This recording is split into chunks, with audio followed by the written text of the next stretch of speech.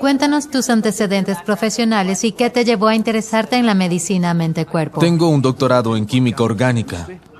No tiene nada que ver con alimentos. Es como jugar al Lego, el juego de niños, pero lo hacemos con átomos. Con los Legos tomabas un bloque amarillo, uno verde, uno azul, uno blanco y construías una estructura. Un químico orgánico hace exactamente lo mismo, salvo que los bloques del Lego son átomos, por lo que cogeremos un puñado de carbono, hidrógeno, nitrógeno, oxígeno, etc. y crearemos una forma geométrica particular con un conjunto de cualidades. Las personas como yo acabamos en la industria farmacéutica. Trabajé para una de las mayores compañías farmacéuticas del mundo, desarrollando medicamentos para enfermedades cardiovasculares y cáncer. A pesar de que me encantaba, me gustaba la ciencia de lo que hacía. Lo que más me fascinaba era lo que ocurría cuando se probaban los medicamentos. Digamos que en un ensayo típico le dabas a 100 personas un medicamento para comprobar su eficacia. También le dabas a otras 100 personas un placebo con fines comparativos. Mejoraban con el medicamento 40, 50, 60, 70, 74, incluso 75 personas, dependiendo de la naturaleza y el tamaño del experimento. También mejoraban con el placebo porque piensan que están tomando el medicamento. Pensé que era algo increíble, así que viendo lo mismo una y otra vez, pasé mucho tiempo de mi tiempo libre mientras estaba en la industria investigando, examinando diferentes aspectos de la conexión mente-cuerpo, empezando por supuesto con el efecto placebo. Al final dejé mi trabajo y decidí que quería dedicarme a enseñar la conexión mente-cuerpo y escribir sobre ello. Háblame un poco más del efecto placebo y el efecto nocebo. Creo que deberíamos investigar cómo explotar el efecto placebo de forma positiva. Desafortunadamente, los médicos generan el efecto nocebo sin darse cuenta. Sí. ¿Puedes hablarnos sobre esto? Creo que en general el efecto placebo es extraordinariamente poderoso. La creencia por sí sola cambia la biología, y esto no se enseña lo suficiente en las escuelas de medicina. Hace años, un amigo médico me comentó que en la escuela de medicina estuvieron media hora leyendo sobre el efecto placebo, solo acerca de las consideraciones éticas de prescribirlo. Nada sobre el poder de creer en algo, o de la esperanza, o el poder del lenguaje, de la forma en la que comunicas algo, cómo puede provocar un efecto placebo. No aprendieron nada sobre esto. Me encantaría que estas cosas se enseñaran más, porque a veces, sin quererlo, un médico puede destruir la esperanza. De hecho, hablé hace poco con alguien que me dijo que el médico destruyó su esperanza al ser demasiado clínico. Y lo único que necesitaba era esperanza. A veces eso es todo lo que las personas tienen, esperanza, es a lo que se aferran. Y creo que lo que no entendemos es que las estadísticas siempre siguen la curva clásica de campana. Mucha gente encaja en el medio, pero en el extremo siempre hay personas que desafían las posibilidades. Y debemos fijarnos en lo que hacen, qué es lo que hacen distinto a los demás. Y a veces la determinación, o quizás es algo mental y emocional, lo que tiene un efecto beneficioso. Y creo que si entendiéramos esto mejor, si la propia medicina lo entendiera mejor, entonces los médicos serían capaces de escuchar ese tipo de cosas cuando se comunican. La empatía, por ejemplo, es una de las cosas más importantes. Ahora, sabemos que si un médico muestra empatía y le dice a alguien, estarás bien, vas a mejorar, nos receta alguna medicación, creemos en ella, nos muestra calidez emocional. Esto hace que la persona crea. La empatía por sí sola amplifica el efecto placebo. Pero a veces, si hay demasiados tecnicismos, si no hay empatía, el paciente puede marcharse sintiendo que no lo escucharon. Parte de la recuperación del paciente depende de creer en el médico. Y si el médico no ha mostrado mucha empatía, entonces el paciente podría pensar, bueno, creo que esto no va a funcionar. Su propia creencia puede tener un efecto negativo en lo que intenta conseguir. La palabra placebo viene del latín por favor, y nocebo es lo contrario. La gente lo llama el gemelo malvado. Nocebo viene del latín lastimaré, y al igual que el efecto placebo, crees que algo te ayudará y lo hace. El efecto nocebo es cuando crees que algo te hará mal y así ocurre. Algunos médicos generan el efecto nocebo sin intención, solo con el uso del lenguaje. Hace unos años se hizo un estudio en la revista British Medical Journal titulado El poder de la consulta positiva. Investigaba el uso del lenguaje de los médicos. Estudiaron durante un periodo de tiempo a médicos y consultas diferentes y encontraron que si el médico usaba un lenguaje positivo, si él o ella decían, ¿sabes qué? Te pondrás bien. Y, por ejemplo, mostraban algo de empatía. Te pondrás bien. ¿Sabes qué? No es para tanto. Si tomas paracetamol o una aspirina, mejorarás. Si por algún motivo no es así, vuelve a verme en una semana y veremos qué más podemos hacer. Esto se llamó consulta positiva.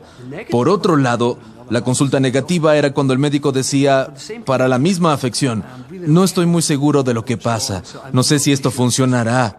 Vamos a intentarlo, toma un poco de paracetamol o una aspirina.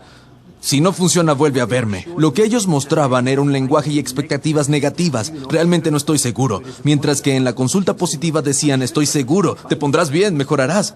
Aproximadamente la mitad de las personas que fueron a la consulta positiva mejoraron sus síntomas en un mes, a diferencia de los que fueron a la consulta negativa, por lo que el lenguaje por sí solo tiene un gran efecto en los síntomas del paciente. Creo que si tuviéramos un programa médico en la universidad, le enseñaría a los estudiantes de medicina y a los médicos el poder del lenguaje. Les enseñaría un mayor entendimiento sobre el efecto placebo en lugar del efecto placebo. A veces uso el término mecanismo placebo. Mecanismo placebo hace referencia a cómo funciona, porque el efecto placebo evoca la idea de que es algo psicosomático que no es real. Pero el mecanismo placebo es concreto. Pero el mecanismo placebo se refiere a las diferentes formas en las que tu pensamiento y creencias causan un efecto biológico en el cerebro y, por lo tanto, en todo tu cuerpo. Educaría sobre el mecanismo placebo, las formas en las que podemos incidir en ello, los usos del lenguaje y las aplicaciones que ayudan a una persona a creer o sentir algo, lo que puede tener un efecto sanador. Al enseñar el mecanismo placebo, explicaría los diferentes aspectos de la conexión mente-cuerpo, especialmente el uso del lenguaje afirmativo positivo, partiendo de la base que ese lenguaje puede tener un efecto curativo.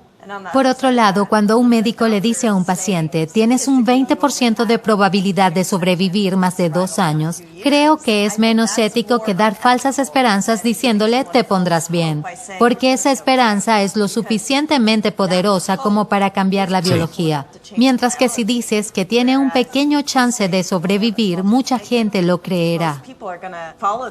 Hace un tiempo hablé con un oncólogo y me decía que le enseñaba a sus pacientes que al menos había un ejemplo de remisión espontánea para cada forma conocida de cáncer en cualquiera de sus fases.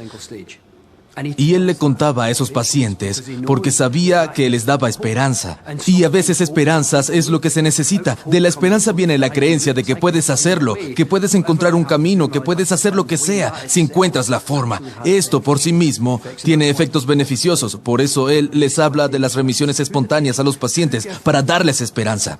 Creo que es brillante porque no está mintiendo. Es un hecho. Es algo que hace bien decirlo. No es poco ético. Le da esperanza a la gente. Creo que todos los médicos deberían plantearlo así. Luego habrá que determinar cómo cada paciente puede creer que también puede conseguirlo. Que un médico crea en un medicamento influya en lo que cree el paciente y en cómo se comunican. Si el médico cree en una medicina, entonces él o ella comunicarán esa creencia en su propio lenguaje, a su manera, e incluso con su empatía. Y entonces el paciente asumirá esa creencia. La creencia de esa persona amplificará sus efectos. Si vas a tomar alguna medicina, digamos que es estándar, cuando crees en el médico o en lo que él o ella dicen, puedes mejorar con esa droga.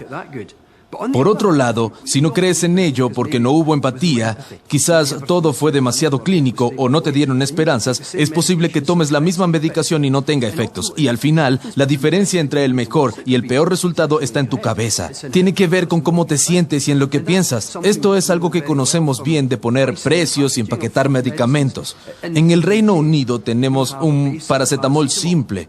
Digamos que es estándar, pero el de empaquetado elegante, basado en un estudio que hicieron hace algunos años sobre la aspirina y trasladaron al paracetamol, las aspirinas con paquete elegante y 10 veces más cara, creen que son mejores porque valen 10 veces más. En nuestra cabeza tenemos grabado que si algo es muy caro, debe ser mejor. Esto se lleva a la práctica en otros aspectos de la vida. Creo que todos hemos pagado un poco más por calzado que dure más, o unos pantalones, o quizá camisas, para que duren un poco más, por lo que tenemos la experiencia práctica directa de que si pagas más por algo, funciona mejor. Esto se traslada a tomar medicinas. Si pagas más por un medicamento que se ve bonito y bien empaquetado, que viene en un mísero cartón endeble y que cuando lo abres la cápsula se rompe a la mitad, en cambio, si un medicamento viene con un papel grueso que tienes que quitar, piensas, vaya, realmente cuesta trabajo, qué buena calidad. Crees que si es más caro funciona mejor. Y resulta que el cerebro es como una farmacia. Es como una persona que cree que va a aliviar su dolor. Por ejemplo, la mente le pide al cerebro que busque en su farmacia y diga, bien, de todas las sustancias químicas diferentes que hay, ¿cuál voy a liberar? ¿Cuál es la que el paciente necesita?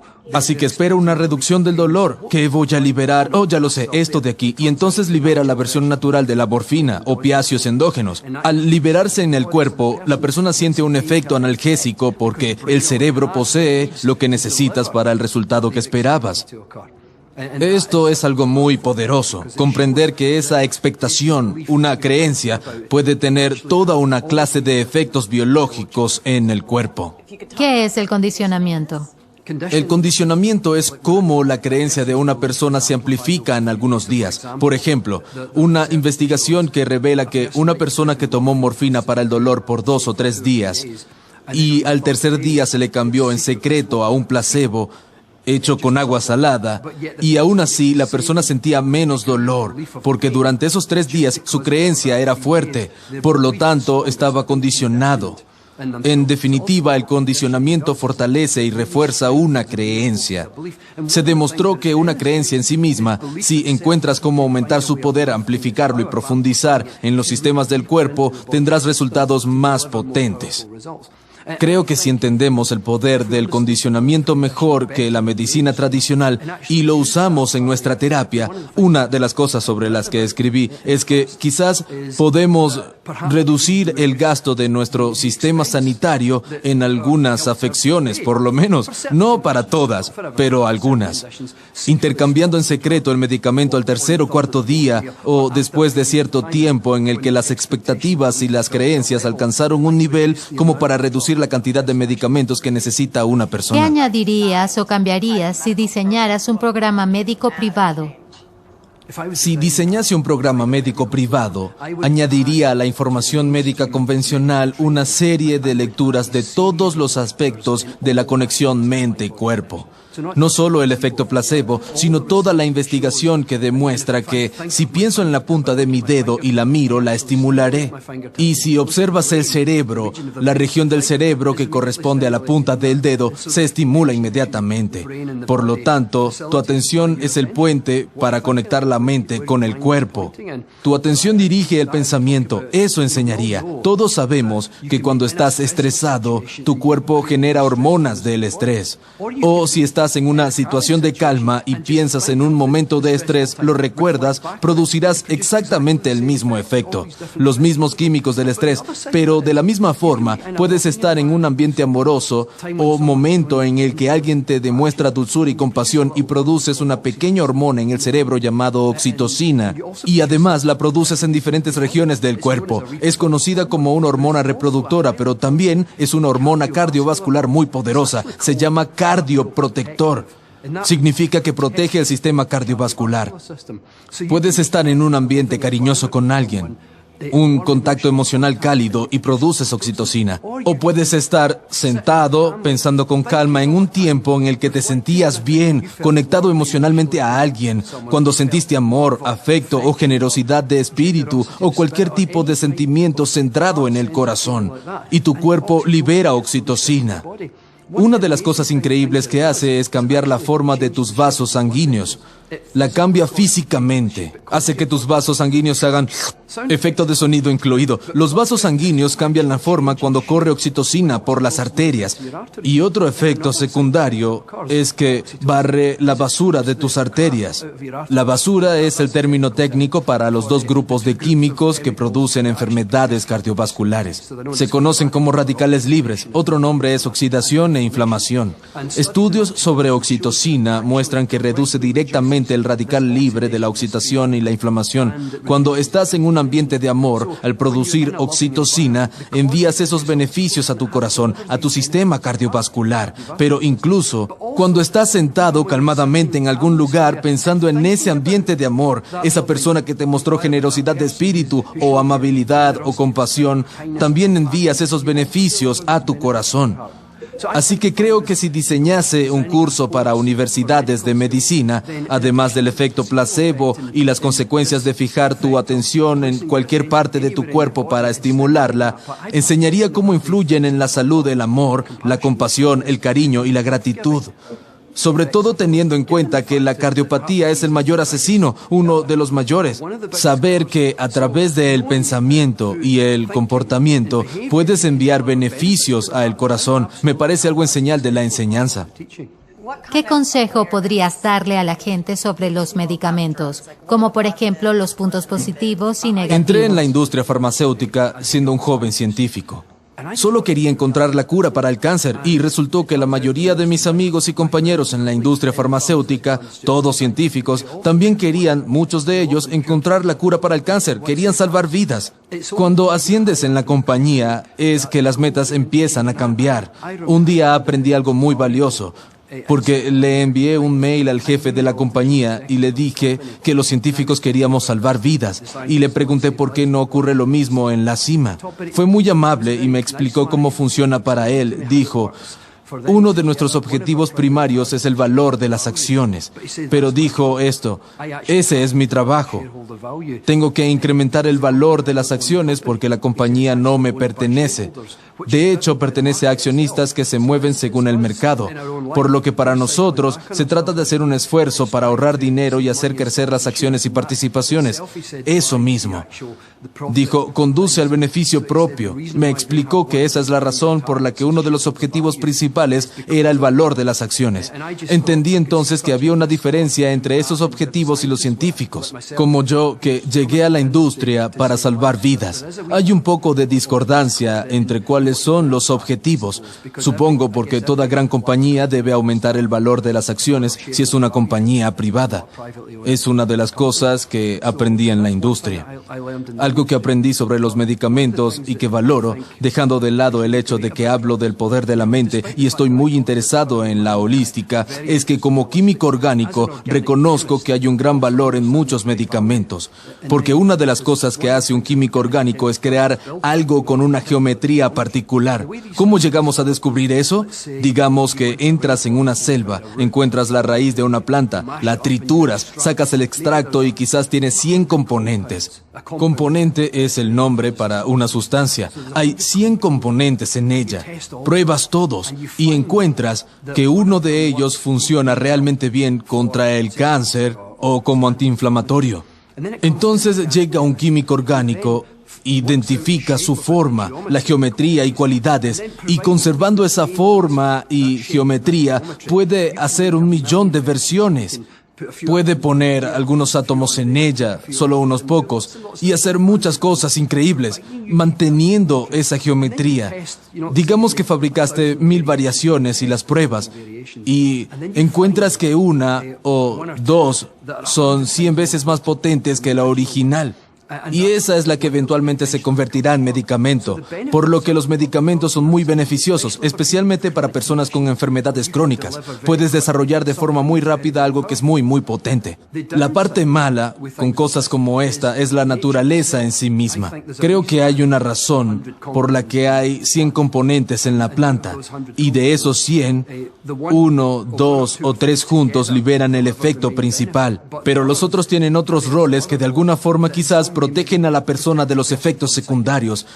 E incluso a veces, aunque el propio medicamento puede ser muy potente para enfermedades crónicas, Mayor pueden ser los daños colaterales. Todos conocemos los numerosos efectos secundarios, por lo que la parte positiva es que para una enfermedad crónica un medicamento puede ser muy potente, más efectivo que el producto natural, pero el efecto secundario, el daño colateral que causa normalmente no lo genera el producto natural, porque ese producto natural cumple la función para lo que está hecho.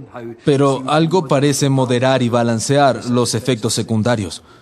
Porque trabajé como científico en la industria farmacéutica, una de las cosas que hice fue revisar por pares qué se escribía en la ciencia convencional.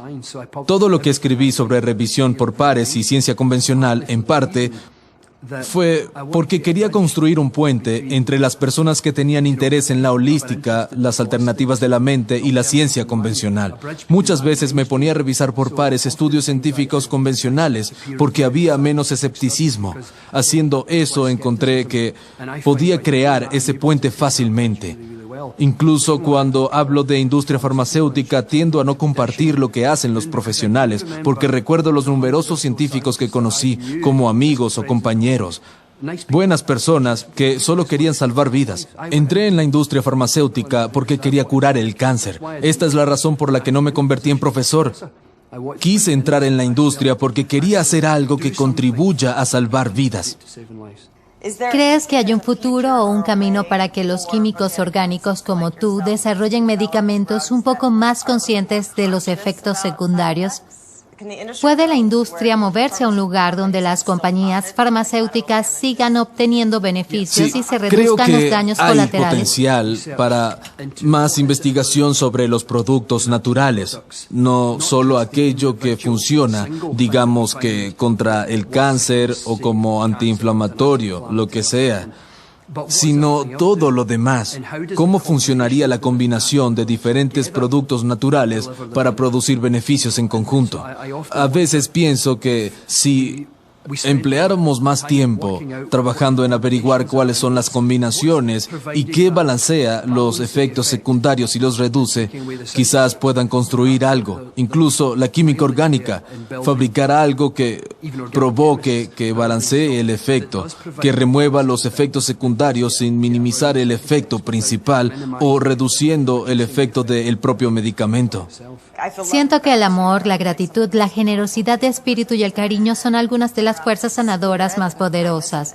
¿Cómo afecta esto a tu biología? ¿Querrías hablarnos un poco más sobre esto? Cuando una persona se encuentra en un entorno en el que se siente querido, o incluso cuando una persona piensa en ese entorno, piensa en ese momento en el que alguien le mostró amor y afecto, o cuando te sientes cercano a alguien, puede ser un perro, un gato o incluso un caballo, es el sentimiento en sí mismo, es el amor, la compasión, el afecto que sientes. Produces oxitocina, la hormona en el cerebro, la produces en el corazón y en los órganos reproductores. Y esto produce beneficios fantásticos en el corazón, cambia el tamaño de los vasos sanguíneos y disminuye el riesgo de una cardiopatía, manteniendo sanas las arterias. Juega un papel importante en la digestión, ya que permite digerir mejor la comida y acelera el proceso de sanación. Hay investigaciones que demuestran que si alguien ha tenido un conflicto marital 40 horas antes de una operación, sus heridas sanan más lento.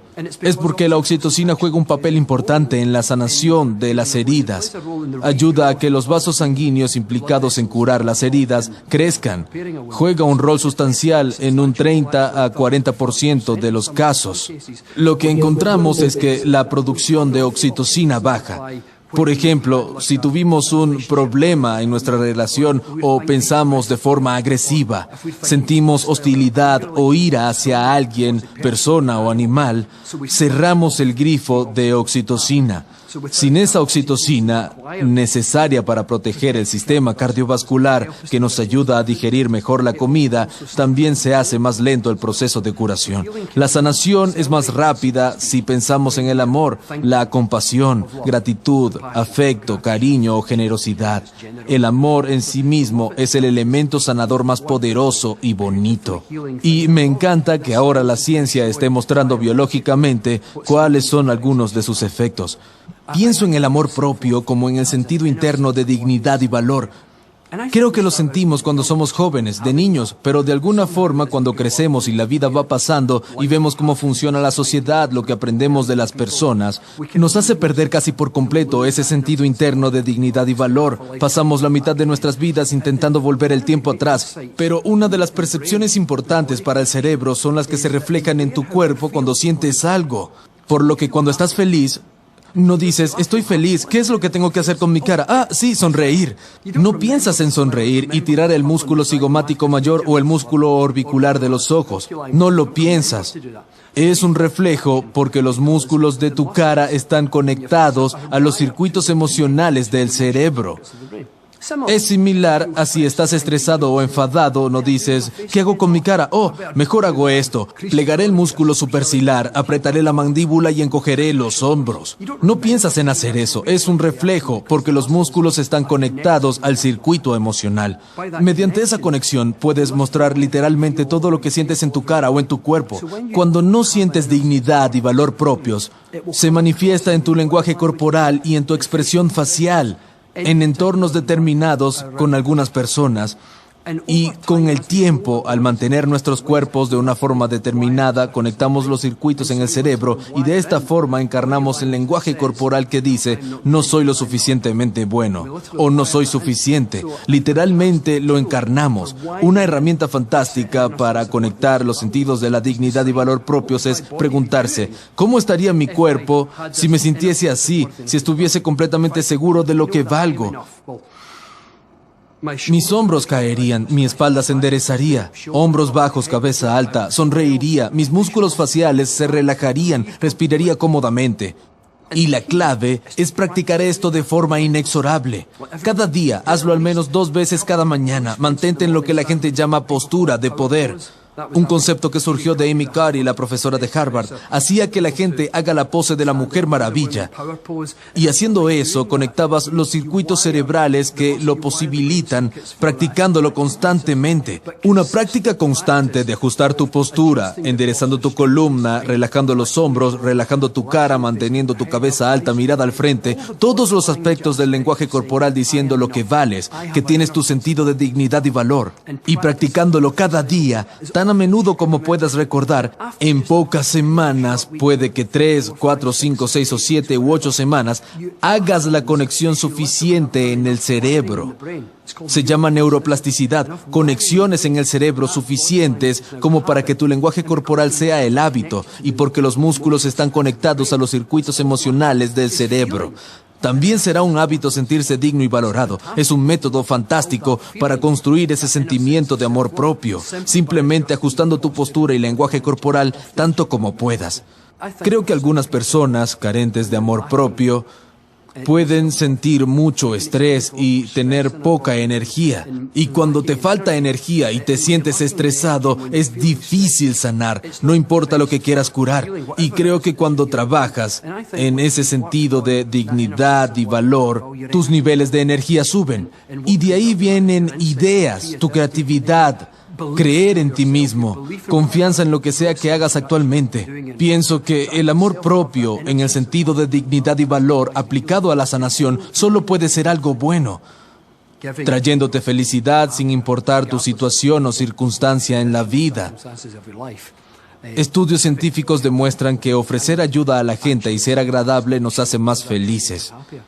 También hace que nuestros cuerpos estén más sanos, nuestro corazón, nuestro sistema inmune. Hay una teoría que dice que la propia amabilidad reduce el envejecimiento, porque la amabilidad y la compasión son antiinflamatorias. Hay una investigación que demuestra que la compasión es un antiinflamatorio, porque la compasión es un aspecto de la amabilidad. Podemos decir que la amabilidad es un antiinflamatorio. La inflamación acelera el proceso de envejecimiento, por lo que la amabilidad y la compasión retardan el envejecimiento.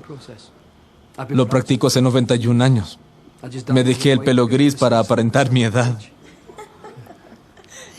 Es muy gracioso. Creo que lo arruiné, ¿no? ¿Puedes cortar esto, por favor? Sí. Hablemos de la visualización. Me encanta la visualización. Creo que es muy poderosa. Hay una investigación fantástica de la Universidad de Harvard en la que pidieron a voluntarios que tocaran 5 notas en un piano. Lo tenían que hacer con cada uno de sus dedos. Pam, pam, pam, pam, pam, pam, pam, pam, pam, pam, pam, pam, pam, y tocar las 5 notas durante 2 horas, durante 5 días consecutivos. Cada día escaneaban los cerebros.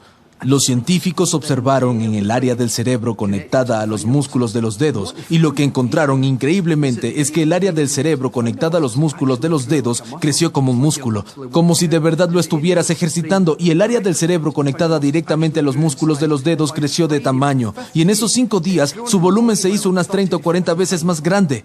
Esto se llama neuroplasticidad. El cerebro literalmente crece dependiendo de lo que hagas. Otro grupo de personas, en lugar de tocar las notas con los dedos, lo hicieron con la mente. Imaginaron el movimiento del dedo. No tenían que moverse, solo imaginarlo, imaginar escuchar el sonido. Lo hicieron por 2 horas los 5 días de la semana. También se escanearon sus cerebros cada día, y el área del cerebro conectada a los músculos de los dedos también creció. Al 5.º día, cuando compararon las áreas del cerebro de aquellos que tocaron las notas con sus dedos y de los que imaginaban tocarlas, eran exactamente iguales. Si mezclabas las diapositivas no podías notar la diferencia. En otras palabras, en muchas ocasiones, el cerebro no distingue si estás haciendo algo o imaginándote hacer esa cosa.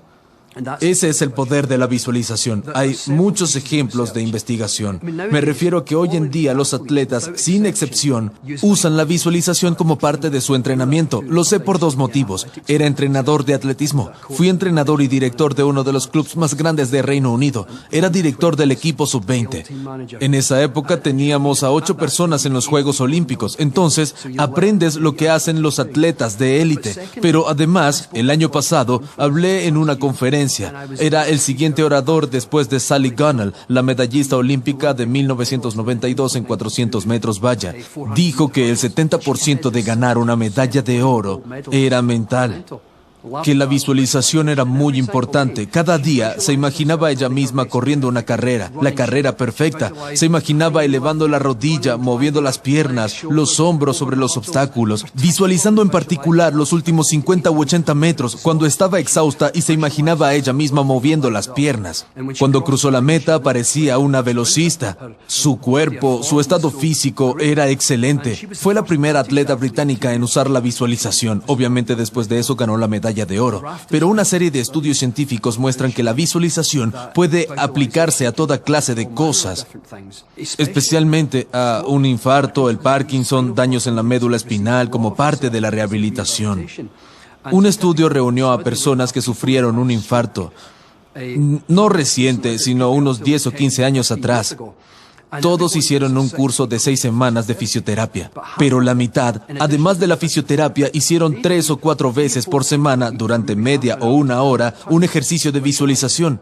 Lo que hacían era, digamos que la persona tiene una discapacidad en el lado derecho. Durante esa media hora, esas 3 o 4 veces a la semana, se imaginaban comiendo una manzana, moviendo el brazo o cogiendo una taza de té y bebiéndolo, o pasando las páginas de un libro, o estirando el brazo. Pero tenían que visualizarse moviendo el miembro deteriorado. Al cabo de 6 semanas, encontraron que aquellos que hicieron la visualización recuperaron mucho más el movimiento que aquellos que solo hicieron fisioterapia. Esto es así porque el cerebro no puede distinguir si la persona en realidad se está moviendo o si la persona está imaginando ese movimiento. Entonces, para curar una enfermedad, ¿qué tipo de práctica sería buena o bastaría con una simple visualización? La práctica de la visualización en relación con la enfermedad es muy simple. Durante muchos años reuní testimonios y entrevisté cientos de personas que usaron la visualización como parte de su viaje curativo. E increíblemente lo que el 99% de ellos hacía era tomar la imagen mental de la enfermedad y convertirla en una imagen interna de bienestar. Es todo, pasar la imagen de enfermedad a bienestar, simplemente eso, y lo hacían una y otra vez. Te daré ejemplos de esta estrategia para ir de la enfermedad al bienestar. Las personas en quimioterapia imaginan a los medicamentos como pequeñas pirañas mordisqueando. En sus mentes lo que ven es que el tumor se hace más y más pequeño hasta desaparecer.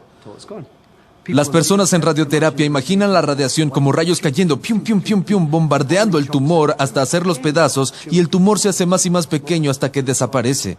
Algunas personas aplican esta estrategia, pasar de la enfermedad al bienestar, imaginando tumores como pequeñas bolas de nieve que se derriten en una estufa. Creo que todos hemos derretido una bola de nieve o hielo con agua caliente y se hace cada vez más pequeño, por lo que la gente usa esa imagen para emular el efecto de disminución en sus mentes. Y la clave es hacerlo una y otra vez. La gente con artritis se imagina con un papel de lija fino, lijando la articulación, alisándola y puliéndola. Y después se ponen aceite y grasa para que se vea bonita, suave y lisa. Personas con enfermedad cardiovascular se imaginan caminar por las arterias con un limpiador a vapor, limpiándolas, echando vapor para limpiar las arterias. Y cuando aflora la basura, la barren, la ponen en bolsas, la tiran, la sacan del cuerpo completamente. Una mujer me contó una historia bonita. Tenía tumores y se imaginó que había un conejo en su cuerpo al que le encantaba el chocolate. Se imaginó que los tumores estaban hechos de chocolate. En su mente imaginaba que el conejo lamía los tumores porque eran de chocolates. A su vez, veía a los tumores que se hacían cada vez más pequeños hasta desaparecer completamente.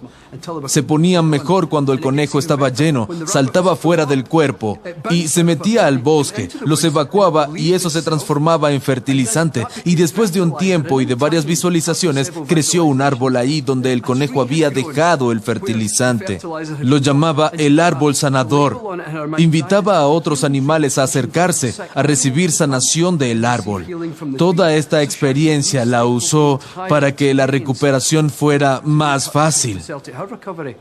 Todas las personas que practican visualizaciones usan el mismo sistema, transformar la idea de enfermedad en idea de bienestar.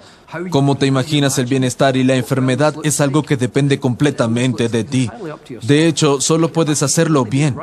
Como el resultado final es el bienestar, solo puedes hacerlo bien y esto lo repites una y otra vez, de enfermedad a bienestar, de enfermedad a bienestar, de enfermedad a bienestar varias veces. Solo puedes hacerlo bien.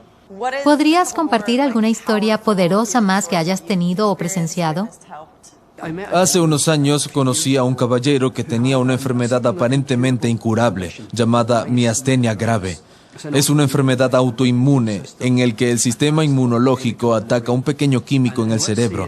Digamos que la forma en que funciona es que el químico tiene que pasar de un nervio a otro, de un lado a otro, nadando.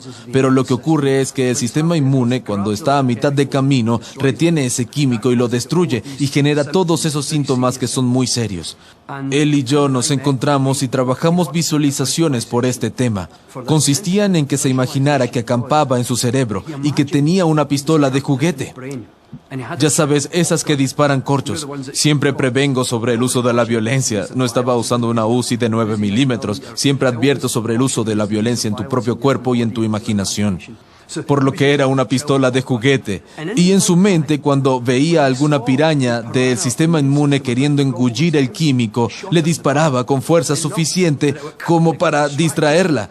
Cuando se distraía, perdía de vista el químico que podía ir de un nervio a otro. Lo hizo cada día, a veces una hora, a veces media.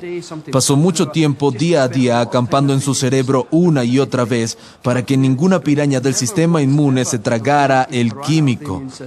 Hizo esto cada día durante 11 meses. Y además recibió un tratamiento homeopático y de medicina vibracional. Entre estos dos, la visualización y el tratamiento alternativo, se curó completamente. De hecho, el especialista del hospital le dijo: "Eres la única persona que conozco que se recuperó por completo de miastenia grave". Te contaré el ejemplo de un hombre cuyo cuerpo quedó destrozado después de un accidente automovilístico. Tenía fractura de cráneo, el hombro y varias costillas rotas. La pelvis y la cadera también. Su rótula derecha había quedado en la parte posterior de su rodilla. Pasó mucho tiempo en rehabilitación. Empezó a usar la visualización, porque realmente no tenía mucho más que hacer dado su estado. Y cada día hacía un viaje a una fábrica de sanación. y él era el capataz. Se imaginó yendo a su cerebro, y quiero decir, su cráneo, donde estaba la fractura, e imaginó a todos los obreros uniendo los fragmentos del hueso, como estalagmitas y estalactitas. Se imaginaba que esos fragmentos de hueso se volvían a unir, cientos de ellos, cerraba la fractura, y luego hacía lo mismo con el hombro y la caja torácica. Y cuando mejoraba, mandaba a los obreros a la pelvis, se centraba en la cadera. Los imaginaba no solo lijándola, sino puliéndola bien, engrasándola. Todos los días visitaba la fábrica en donde se hacían los trabajos de reconstrucción. En los primeros días de la rehabilitación, los médicos le dijeron, si trabajas muy duro, hay una posibilidad de que en 5 años vuelvas a recobrar el 80% de la movilidad. Le preguntaron, ¿te parece bien? Contestó, no, voy a correr el maratón el año que viene. Y lo hizo. 18 meses después, haciendo las visualizaciones, corrió la maratón. Durante esos 18 meses, mantuvo su práctica de visualización cada día. Recorría las fábricas, observaba cómo hacían la reconstrucción. Hacía la fisioterapia, pero además la visualizaba recorriendo sus músculos. Además de hacer todos los ejercicios, se imaginaba a sí mismo recorriendo la fábrica, reparando lo que estuviese dañado. Con el tiempo, después de 18 meses, fue al maratón tan recuperado que lo completó en 4 horas. Vaya, qué inspirador. Ya que eres científico, ¿podrías hablarnos de cómo a nivel cuántico somos solo energía vibrante? La energía es cambiante, ¿cierto? Si miras dentro de cualquier parte de tu cuerpo con un microscopio, por ejemplo tu mano, cuando la miras con un microscopio ves células, miras dentro de las células y en el centro encuentras tu ADN, dentro del ADN encuentras átomos y dentro de los átomos no hay nada. Bueno, hay protones y neutrones, electrones, picatostes e idiotas. No hay picatostes e idiotas, pero sí protones, neutrones y electrones. Y lo que es increíble es que dentro del átomo hay un 9,99999999999% de espacio vacío. Son 13 nueves después del punto decimal de espacio vacío. Si un protón fuera una manzana del tamaño de una manzana, el electrón más cercano sería del tamaño de un grano de sal y estaría aproximadamente a 2 kilómetros. Imagina una manzana y un grano de sal separado 2 kilómetros rotando entre ellos. Ese es el espacio correspondiente al 99,99%. Esa es la cantidad de espacio vacío que encuentras. Simplemente pi por r, 99,99% de espacio vacío. Y las partículas emergen esencialmente de ahí, lo que se llama campo cuántico. Puedes pensar en las partículas como olas de energía, literalmente vibraciones de energía. A veces, para las personas, puede ser un buen movimiento cuántico, alejarse de los pensamientos aparentemente sólidos y permanentes.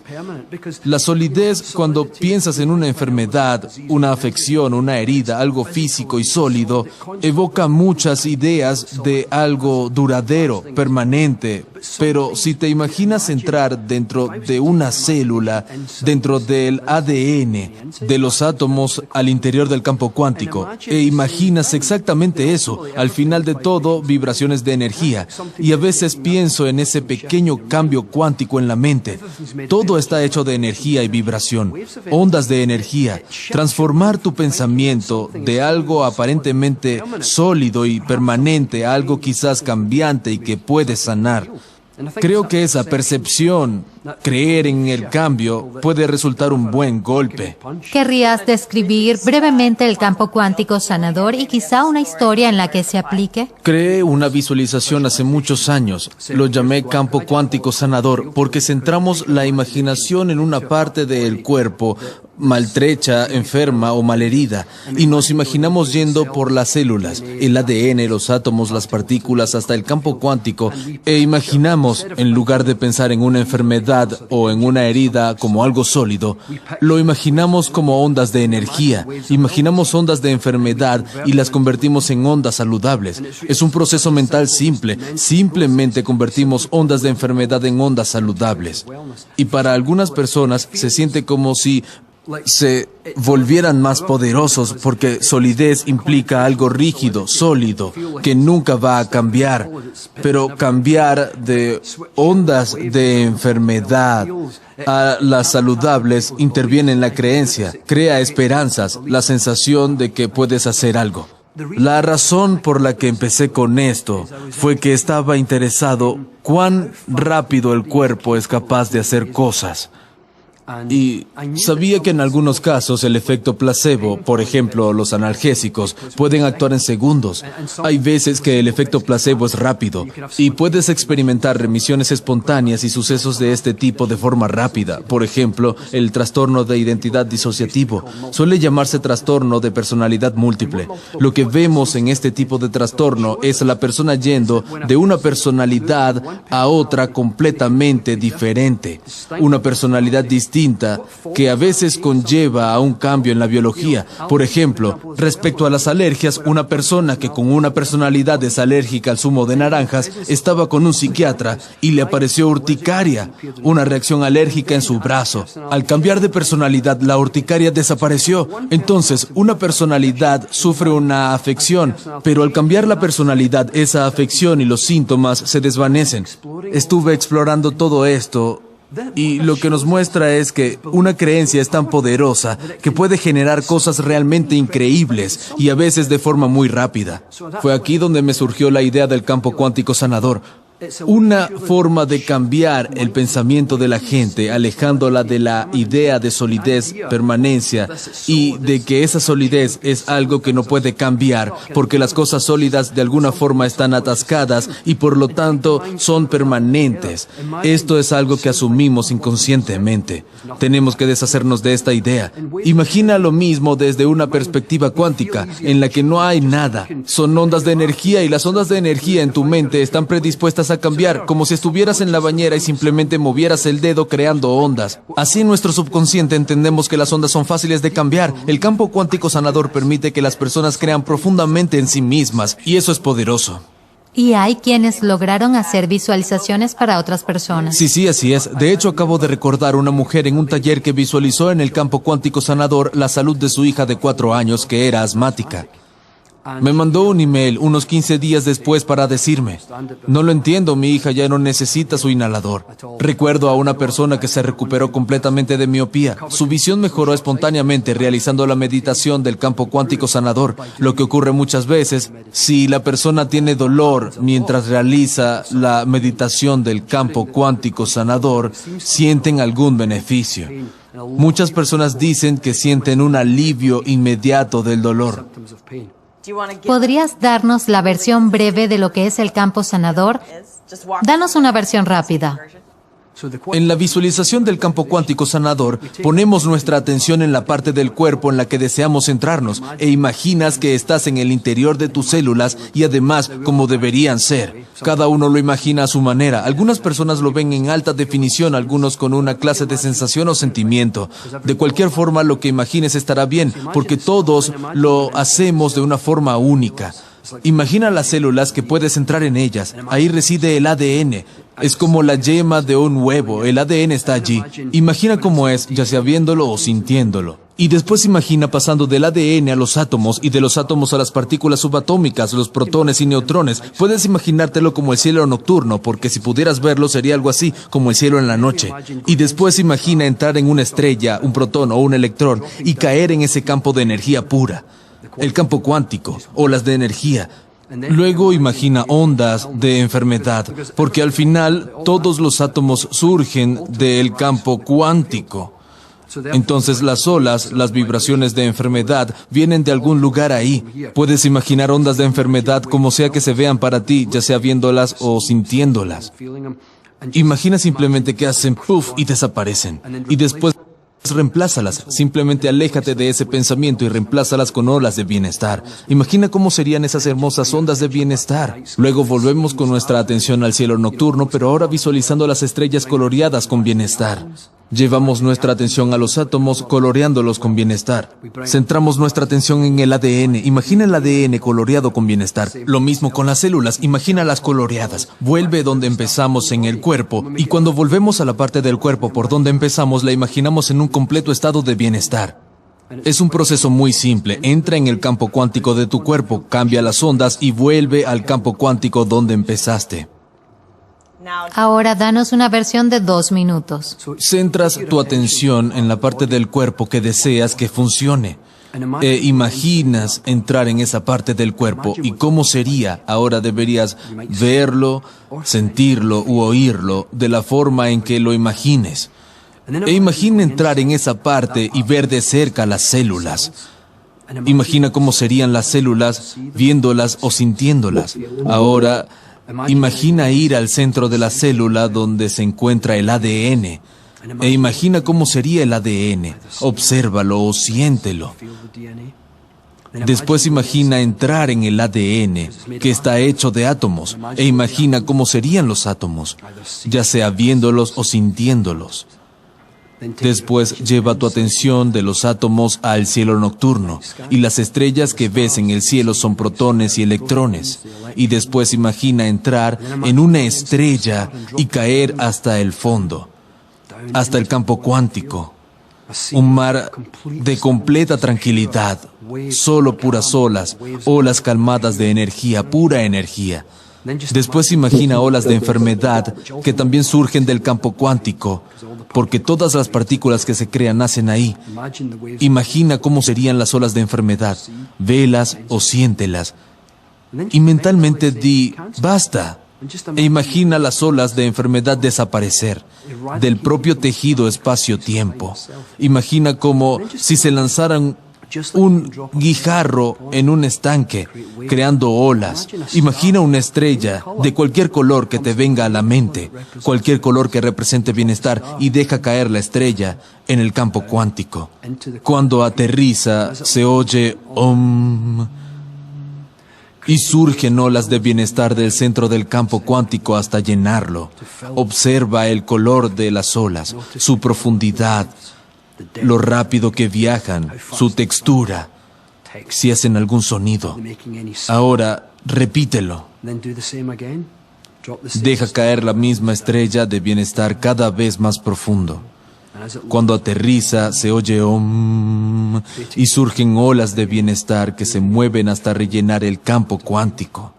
Nuevamente centrando tu atención en el color de las olas, la textura, el sonido, la profundidad, lo rápido que llenan el campo cuántico, y deja caer por tercera vez la estrella de bienestar, de forma profunda, aterrizando con un Om, y otra vez se generan olas de bienestar que se mueven para llenar el campo cuántico. Observa el color, la textura, la profundidad de las olas, el sonido, la velocidad. Porque todo surge del campo cuántico y ahora está lleno de olas de bienestar. Volvemos a centrarnos en el cielo nocturno y notamos lo que ha cambiado en el proceso. Cualquier cambio en el color, la textura o el sonido del cielo nocturno. Al combinarse los protones y electrones para formar átomos, centramos nuestra atención en ellos. Nos fijamos en cualquier cambio de los átomos, en el color, forma, textura, sonido. Cree en que aquello que ves, notas o sientes es la confirmación de un cambio. Al unirse los átomos para formar el ADN, podemos centrar nuestra atención en él y notar un cambio en el color, textura, sonido, movimiento y forma. Y también podemos creer que lo que vemos, notamos o sentimos es la confirmación de un cambio. Y al combinarse el ADN con otros elementos para formar células, podemos centrar nuestra atención en las células, notando cualquier cambio en las células respecto al inicio, cualquier cambio en el color, textura, sonido, forma o tamaño.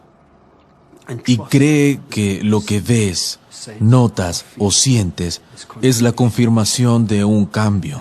Y volviendo a donde empezamos en el cuerpo, imagina esa parte en un estado de total bienestar y cree que lo que ves, notas o sientes es la confirmación de un cambio.